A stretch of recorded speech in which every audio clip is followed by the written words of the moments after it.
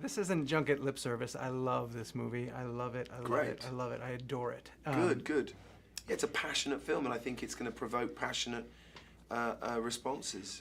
You've done stage acting before, though, correct? Yes, a lot of stage acting. Yeah. But this is a very different form of acting because you're still incorporating some stage elements of it too, but acting in a completely different way. It never ever felt like we were filming a play. Oh, really? Okay. No, I mean we were in the world of the theatre, and we were, you know, there was the suggestion of theatricality, but I never felt that it was the two worlds colliding. It was very much a cinematic language. It was very much a language of Joe, you know, and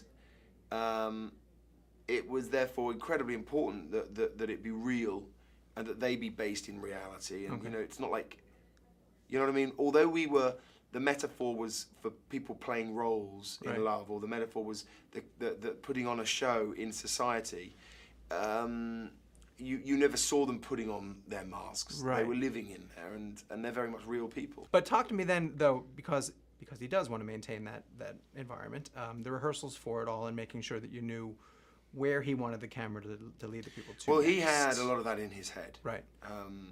And he did a wonderful job, and obviously had an extraordinary team, specifically the design team, who created those worlds, and he explained them to us vividly, and it was clear when we were on set what was being conjured around us. But the specifics really weren't dealt with until we were there on the day. In preparation, we did a lot of physical work. We did, you know, workshops physically with Sidi Labi Shakari, the choreographer. And again, that was just sort of coming up with little ideas, tweaks here and there that would help us. Other than that, you know, it was a case of sticking to the script, sticking to this amazing, essential script that Tom Stoppard had written. Joe's incorporated music into his sets before, I know, too, for films like The Soloist, and I think he did for Atonement also. Did he with this? Because You mean playing music? on the set, yes, to help set the scene? Because I thought the music was very important to this. He played music all the time. Did he really? Okay. But you know, I've worked with other directors that do that. It's a wonderful way of creating an atmosphere. I mean, what a better way, you know, to instill a sort of an emotion than to play a tonally kind of relevant piece of music. Right. I thought that was a really good way to do it. Is there a set of yours that was a favorite?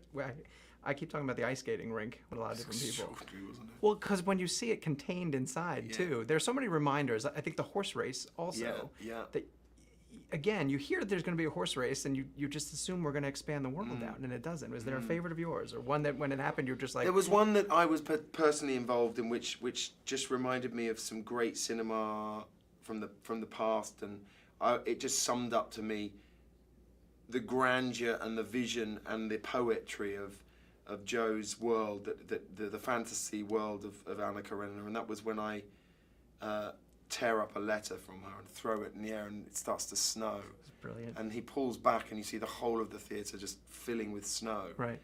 And that was genius, I thought.